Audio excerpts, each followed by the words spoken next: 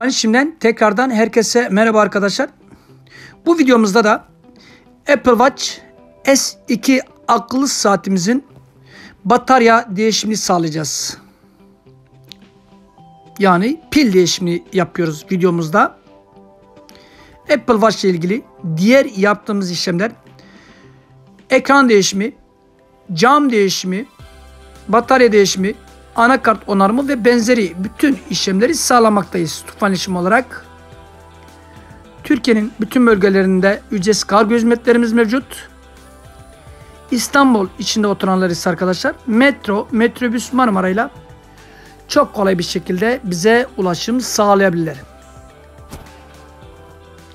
Apple Watch S2 serisinin bataryasını değiştiriyoruz.